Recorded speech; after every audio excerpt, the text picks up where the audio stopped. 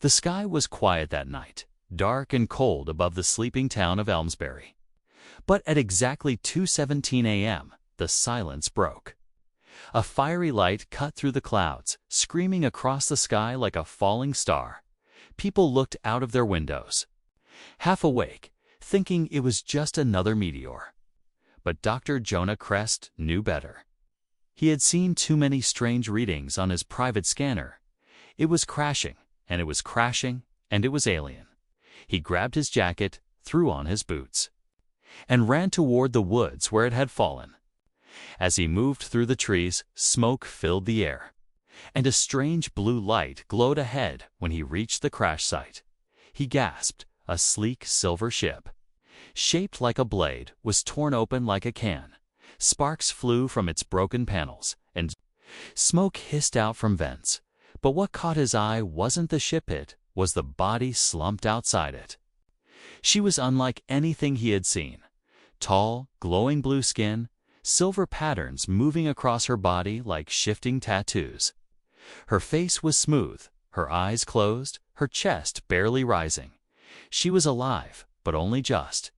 He rushed to her side and touched her wrist, then jerked back in surprise. His mind was suddenly filled with a voice not spoken, but felt. "Help me. Please." Jonah looked around. No one else had arrived yet. He didn't know what to do. This wasn't a patient he could take to a hospital. Earth had no protocols for saving aliens, but he couldn't let her die. She clutched her side weakly. Blood dark purple and thick spilled through her fingers. Jonah's hands moved quickly, tearing off his shirt and pressing it to her wound. "Stay with me," he whispered, though he knew she couldn't understand, but her fingers curled around his wrist, holding on. She was fighting to live. That was enough for him. He called the emergency line, reported an aircraft crash with one critical survivor. He didn't mention she was alien not yet. He knew what the government would do. When the med van arrived, 2 agents from the Space Crisis Division stepped out. They wore black suits with silver pins, cold, professional, silent. They looked at the alien woman, then at Jonah. "She's not our responsibility." One of them said, "We'll contain the site and call offworlders." Jonah's eyes widened. "She'll die before help comes." The agent shrugged. "Not our species." That was the moment something shifted inside him. He stood tall and said, "Then I'll save her." The agents blinked, confused. "You're a trauma doctor, not a xenobiologist. I have enough medical knowledge to try," he said firmly. "And I have something she needs," they asked. What he meant, and Jonah simply said, "A kidney." The alien woman's systems were collapsing. Her kidney was ruptured. His scans confirmed the organ was the closest analog to a human's. With the right equipment, he could try a transplant. It was risky, possibly fatal for both, but Jonah didn't hesitate. "If no one else will save her, I will," he said. After hours of arguing and signing liability waivers, they moved her to Jonah's private clinic, there, under dim lights and with trembling hands. He began the surgery. He worked fast, stitching alien tissue to human flesh, connecting vessels, adjusting for differences. Her blood reacted violently at first, but then it stabilized. Her vitals spiked, her heart beat stronger. Jonah felt relief, but exhaustion hit him like a hammer. He collapsed beside the surgical table, sweat soaking his clothes. She was alive for now, and part of him was inside her. As he closed his eyes, the alien's hand moved slightly, reaching toward him. Her mind whispered again, this time clearer, "You gave me life." "Why?" Jonah, half-conscious, smiled and murmured, "Because you deserve to live." The room went quiet again, the storm outside fading. The strange blue light of her skin glowed softly, and Jonah slept unaware that from this moment on, their lives would never be the same. The morning sun rose slowly over the clinic, painting the walls with a golden glow. Inside the quiet room, machines beeped softly, keeping rhythm with the life they were supporting. Rhaenyra, the alien woman, lay on the recovery bed, her skin no longer pale. The patterns across her body were glowing faintly, shifting slowly like waves on water. Her eyes opened suddenly and sharply. She gasped, her chest rising fast, her body jerking as if trying to escape something. But pain stopped her, and she groaned, her hand flying to her side. The place where her body now carried something foreign, something human. She blinked again, confused, disoriented. The ceiling was unfamiliar. The smell strange, the lights too. Warm. She tried to sit up, but failed, her muscles weak and shaking. Then her gaze fell on the figure sitting in the chair beside her bed. Jonah Crest, the human, was asleep, his head resting on folded arms. He looked tired, his face unshaven, dark circles under his eyes. But peaceful. She tilted her head, studying him. The connection wasn't clear at first. Then like lightning memories rushed back. The crash, the trees, the pain, the voice she had touched with her mind. Him, her hand moved slightly, fingers trembling. She reached out, touching his arm gently. Jonah stirred, blinked slowly, then raised his head. Their eyes met, human and alien, brown and silver. He gave her a tired but gentle smile. "You're awake," he said softly. Rhaenyra opened her mouth, but no words came out, just a soft breath. He sat up straighter, checked the monitors, then looked at her again. "You made it," he whispered. "You survived." Rhaenyra didn't know what to say. In her culture, such a bond did not exist, a life tied to another by blood. She closed her eyes for a moment, searching his mind as she had before. No defenses, no hatred, just pain, kindness, and something she couldn't name, something warm. She spoke at last, her voice soft and melodic. "You gave me part of yourself." Jonah nodded slowly. "Your body was shutting down," he said. "Only thing close enough was my kidney." He laughed weakly. "Turns out we're not so different inside." Rhaenyra stared at him, her silver eyes glimmering. "You risked death," she said. "For me." Jonah leaned back, a little embarrassed. "I didn't think too much," he admitted. "Just couldn't watch you die." She looked down, her hand resting gently on her side. She could feel it, this foreign organ, pulsing, working, keeping her alive. It was not just a part of him. It was him. "I owe you," she whispered. He shook his head. "No, you don't." She frowned. "Then why?" He smiled again, tired but sincere. "Because you asked for help," he said, and someone had to answer. A silence fell between them, but it was not cold. It was filled with something new, something that needed no words. Jonah stood up, slowly, wincing as he held his side. "You should rest," he said. "You've got healing to do." Rhaenyra watched as he limped toward the door, then stopped, turned slightly, and asked, "Do you have a name?" She answered softly, "Rhaenyra." He nodded, "Beautiful name," and then he left. Rhaenyra sat back, closing her eyes. Inside her mind, everything was changing. Her people taught that humans were dangerous, primitive, selfish. But this Jonah was none of those things. He gave her life without asking anything in return. In her culture, such an act was sacred.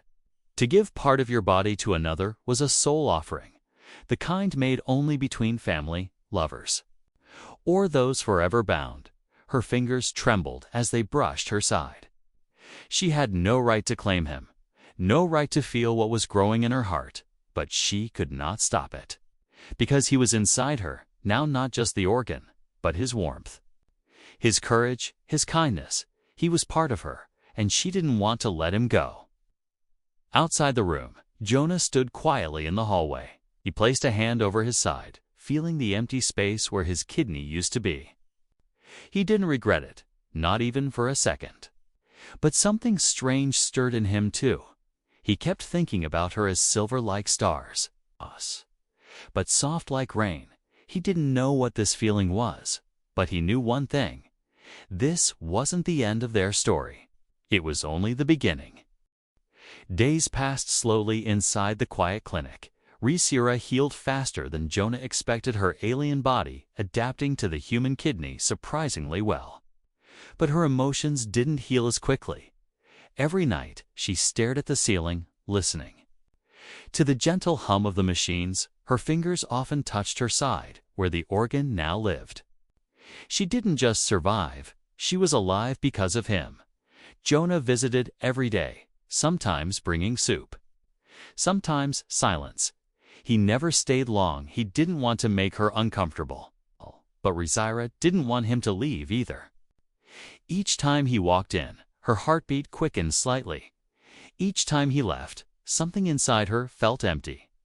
One morning, as sunlight spilled into the room, Jonah brought her something unusual, a potted plant green with small red flowers blooming.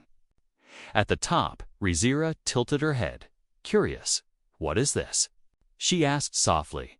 "A gift," Jonah replied, placing it near the window. "Earthflower, called Flame Heart." He smiled. "Thought you might like something alive nearby?" Resira stared at the plant, then back at him. "No one has given me a gift before," she said, her voice quiet. Jonah raised an eyebrow. "Not even your people?" She shook her head slowly. "We are not taught to give," she replied. "Only to serve the order." That made Jonah pause. "What kind of life is that?" he asked, half to himself. Resira looked at the plant again. "This is different," she said. "It grows without order, only sunlight and care." Jonah nodded. "Sometimes that's all any of us need." From that day on, they began to talk more. At first, it was small questions about her world, her people, the stars, then deeper things, memories, dreams, fears. Resira spoke of her station as a communications officer, always listening, never speaking. Jonah shared how he wanted to explore space, but stayed on Earth to care for his sick mother. They were both givers, though from different galaxies. Both had carried silence inside for too long. One evening, Jonah brought his old guitar. He sat beside her bed and played softly, his fingers moving slowly across the strings. Resira listened, eyes wide. "There are no instruments like this in my world," she said. Jonah smiled. "It's not just sound," he whispered. "It's feeling." He sang a simple melody, a song his mother used to hum when he was a boy. Resira felt warmth rise in her chest. She didn't understand all the words, but the emotion touched her deeply. She reached out and placed a hand over his, stopping the music gently. "Thank you," she said. "This is the most peace I've ever known." Jonah looked at her hand resting on his. Her fingers were long and smooth, her skin soft and cool like water. Their eyes met, no words this time, just breath shared in silence. A connection had grown unspoken, but strong.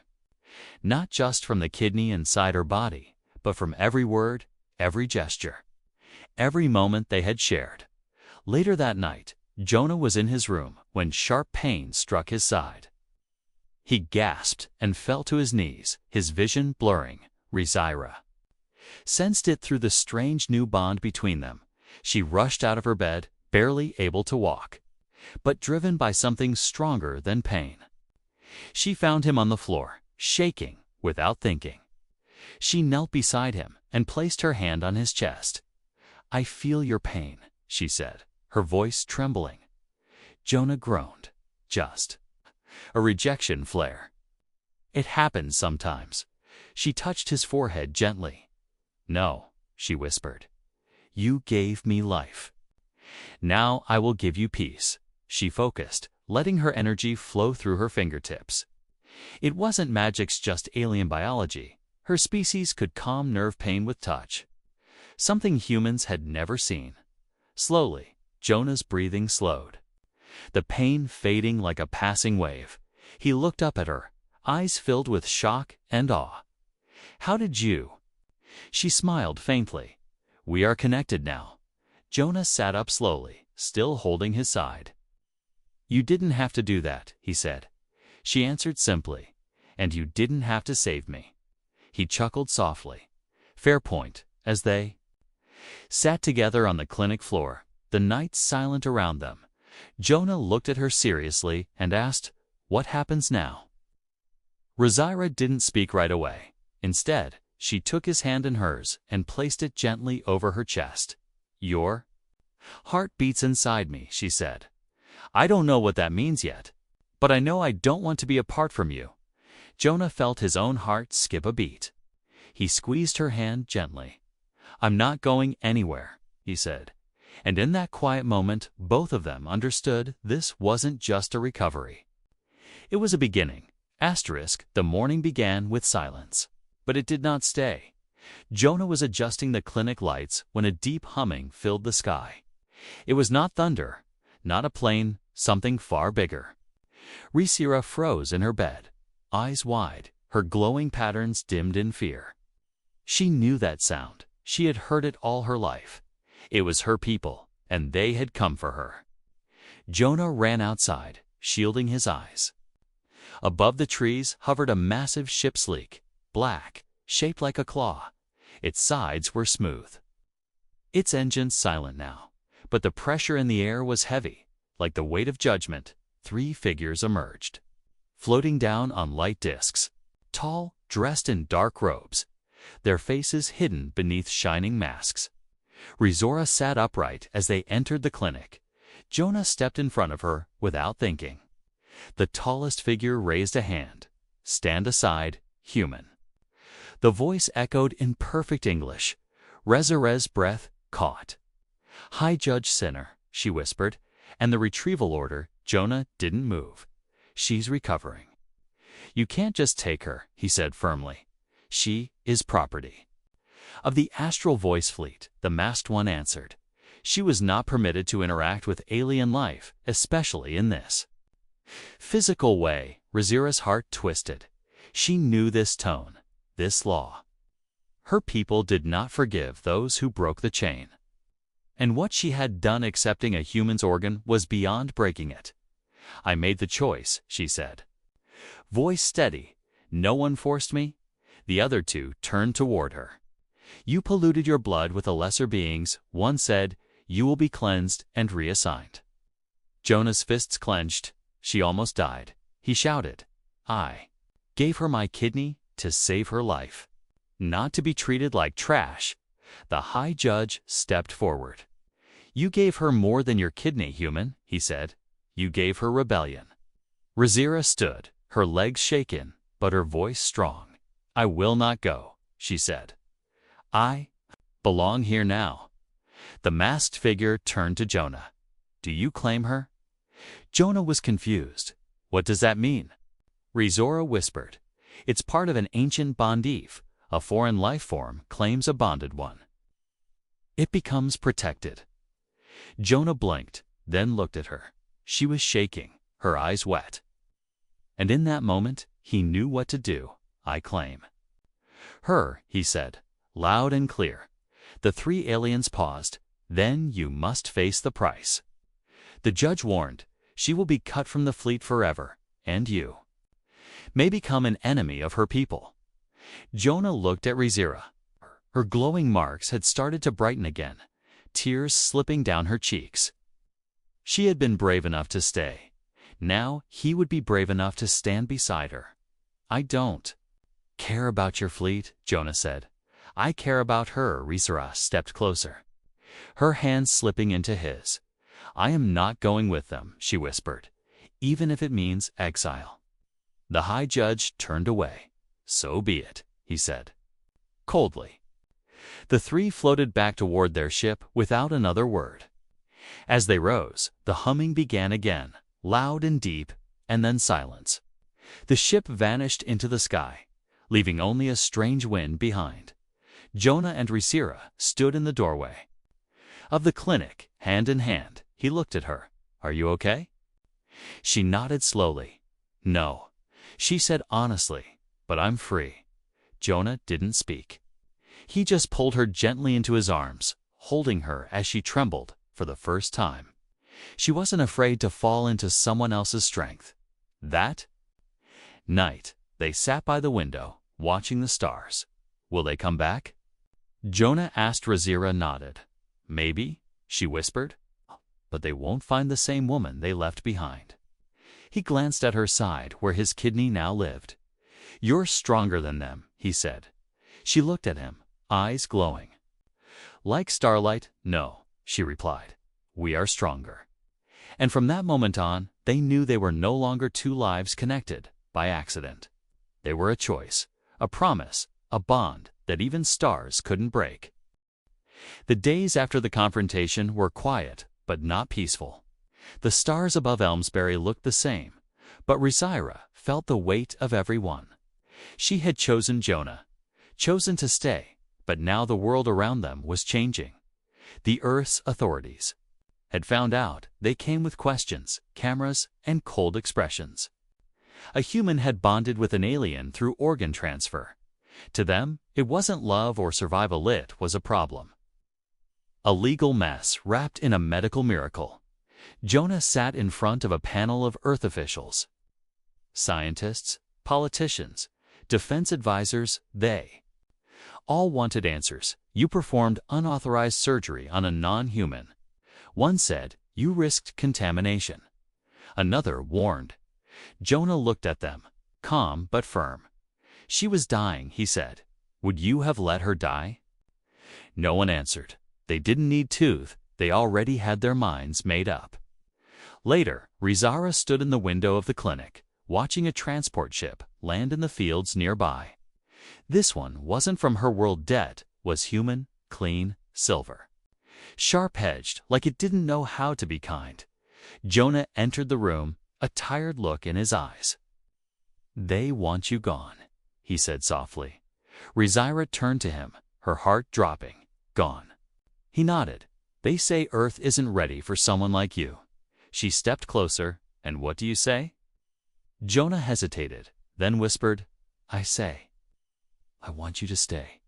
Silence filled the space between them. Razira touched his chest lightly. Then why do I feel like you're already saying goodbye? Jonah looked away, his voice tight. Because if you stay, they might hurt you, or worse. She grabbed his hands. I don't care what they do to me, she said. I only care what they do to you. He smiled weakly, and I feel the same. That's the problem. That night, she packed a small bag, just a symbol, nothing of value. Jonah didn't help, but he didn't stop her either. Neither of them spoke much. The air was heavy. Like the last breath before a deep dive, when morning came, the transport ship activated its boarding ramp. Wind blew across the field, dust swirling. Razira stood at the edge, facing the open door. Jonah stood behind her, silent, hands in his pockets. She turned to him, her voice steady but sad. I came from a world that taught me to obey, to serve, to forget feelings. She took a step closer. But then I met a human who gave me life, not because he had to, but because he chose to. Jonah's eyes glistened. I don't want you to go, he whispered. I don't want to leave, she replied. But I also won't let them destroy your life for saving mine. She reached up, gently pressed her forehead against his. In my world, this means forever, she said softly. He closed his eyes. Breathing in her words, I'm not good at forever, he whispered. She smiled. Then let's start with today. But then she stepped back, turned toward the ramp. She took one step, two. Then paused. Jonah felt something sharp twist in his chest. This was it. But then Razira stopped. The wind blew through her hair, lifting the glowing strands slightly. She turned around, her voice strong. No, she said, I can't. Leave. The guards near the ramp looked confused. She walked back to Jonah, every step filled with fire. I will not run from the world that gave me love, she said loudly. I will not leave the one whose heart beats inside me. Jonah's mouth opened slightly. You're staying. She nodded. You gave me life, Jonah, she said. Now I give mine to you. People watch from a distance, doctors, agents, locals. Whispers started spreading, not of fear, but of awe. A human and an alien, choosing each other in front of the world. Jonah reached for her hand and held it tight. "I thought goodbye would break me," he said. Rizar smiled. "Then it's good we never said it." The transport ship powered down. No one stopped them. The rules didn't know what to do with something so real, so raw, so human. That night, they sat on the roof of the clinic, under the stars. Their fingers interlocked, silence resting comfortably between them. "Do you think they'll come again?" she asked. "Probably," he replied. She leaned on his shoulder. "Then let them," she said. "I'm not going anywhere." Jonah kissed her forehead gently. "Neither am I." Asterisk for a while. Things were quiet again. Riza Rosa stayed at the clinic with Jonah, helping where she could. She learned how to mix medicine, how to check vitals, how to calm frightened patients, and Jonah, though still recovering himself, smiled more than he had in years. But the world wasn't done with them, not even close. It began with whispers on the news. Alien bonding incident in Elmsbury. Human doctor crosses ethical line. Species contamination, or a new kind of future. People were divided. Some called it beautiful, others called it dangerous. But the law only cared about one thing: control. One morning, 2 officers from the Interworld Boundary Commission showed up. They didn't knock, they just walked in. With cold eyes and shiny badges, Dr. Jonah Crest, one said, "You are being investigated for cross-species violation." Riza stepped forward quickly. "This was not his doing alone," she said. "I chose this path with full awareness." The officer didn't look at her. "Alien testimony has no weight in Earth medical affairs," he said flatly. Jonah clenched his fists. "She's not just some lab sample," he said. "She's a living, thinking being, and she's with me." But the officers had already begun scanning the clinic. "Any further contact between you two will be considered." "Defiance," the second officer warned. "Pending review. Your license to practice medicine is suspended." Jonah stood frozen as they handed him the paper. It felt heavier than any surgical tool he'd ever held when they left. The silence in the room was louder than their footsteps. Rizira approached slowly. "They want to break us apart," she whispered. Jonah nodded, eyes still on the document. "They want to make an example out of me," he said. "Maybe out of us both." She took his hand and looked up at him. "Then let's not give them the ending they want." That night, they made a plan, not to run but to build.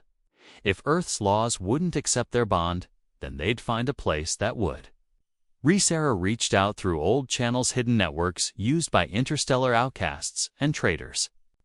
Jonah contacted a friend at an off-world settlement, a place called Aurora Haven, an independent space colony where no one asked questions about blood or bone, only kindness.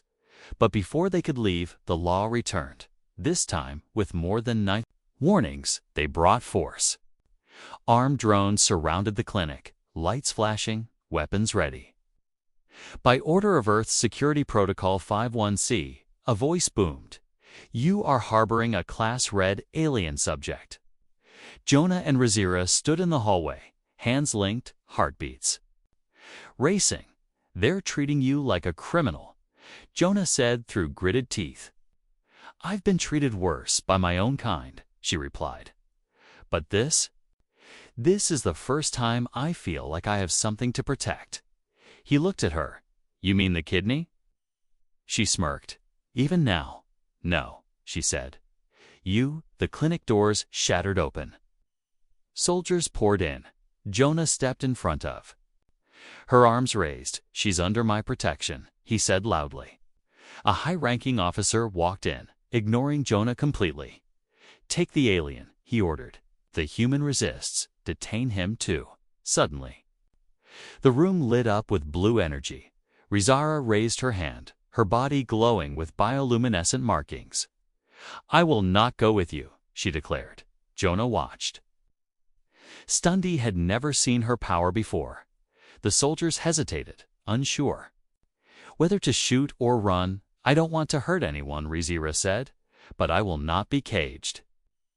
In that moment, a message beeped on Jonah's wrist device. It was from Aurora Haven. Extraction window open for 6 minutes, coordinates locked. He looked at Rizira. We can go now, he said.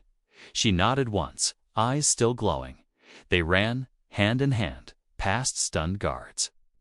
Through the back halls of the clinic, out through the emergency exit across the dark field toward the signal beacon Jonah had planted the night before. The sky above cracked open. Another ship appeared. This one small and fast. Its hatch opened, lights glowing warm instead of cold. A voice called out from the speakers. Hurry, you've got 60 seconds. Jonah helped Rizira up the ramp. Then followed close behind as the hatch closed. A drone fired but missed. And just like that, the ship shot upward, stars swallowing it whole. Inside, they fell into a seat, breathing hard. Hands still holding tight. Jonah looked at her. You? Okay, Rizira smiled faintly. I'm free again, she whispered. He leaned his head back, eyes closed. So am I. The ship soared far above Earth, past the clouds, past the satellites, past the noise. Rizira sat by the window, watching the blue planet shrink below them. It had given her pain, fear, love, and something more, hope. But now it was behind them. Jonah sat across from her, silent, thoughtful. He still held the message pad in his hand, the one that had brought them this escape. Aurora Haven wasn't just a name, it was a real place, hidden deep in neutral space. It was built by humans, aliens, mid-hybrids who had nowhere else to go. The pilot, a quiet woman with 4 eyes and a soft voice, said, 3 hours until landing, get some rest. Both of you, Rizira leaned her head against the wall, closing her eyes, but she didn't sleep. Too many thoughts moved through her mind. Would they be accepted? Would Jonah be safe there? Would this bond they shared survive without fear pressing it together? Jonah broke the silence. What's it like? He asked, the idea of starting over. She turned to him and smiled gently. For the first time, I don't feel like I'm running, she said. I feel like I'm arriving. When the ship entered the Aurora Haven zone, it passed through a crystal blue energy field below. A wide dome stretched across a red desert valley, glowing from within. Lights shimmered in the streets. Gardens grew between stone towers. People walked, openly human, alien, machine. Even children with mixed features. There were no guards, no fences, no drones scanning their blood. Just life. The ship landed gently near a welcome terminal. Jonah and Rizira stepped out. The air dry but soft. A tall figure approached a man with metal arms and glowing green eyes. Welcome, he said warmly. I'm Commander Rice's head of civil relations. Rizira bowed slightly.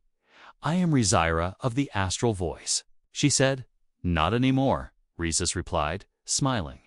Here, you're just Rizira, same as everyone else. Jonah stepped forward, still holding her hand. We're looking for peace, he said. Rizus nodded. Then you've come to the only place that still believes in it. They were given a small living space, a circular home near the outer rim of the dome. It wasn't much, but it was theirs. Inside, the walls glowed softly, and the furniture adjusted to their shape automatically. Jonah placed his old guitar in the corner, beside a growing plant with red flowers. Rizira touched the wall with her fingers and whispered. Safe days passed, and they began to build a new routine. Jonah started working at a medical center, where human and alien biology were studied together. Rizira taught communication systems, helping newcomers speak across species at night. They cooked together, mixing Earth spices with alien grains. They laughed more, worried less, and sometimes they just sat together in silence, their bond needing no words.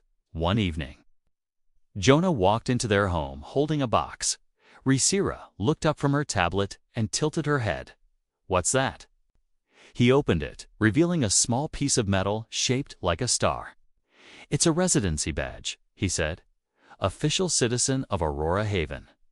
Rhaenyra reached in and pulled out her name carved in 2 languages.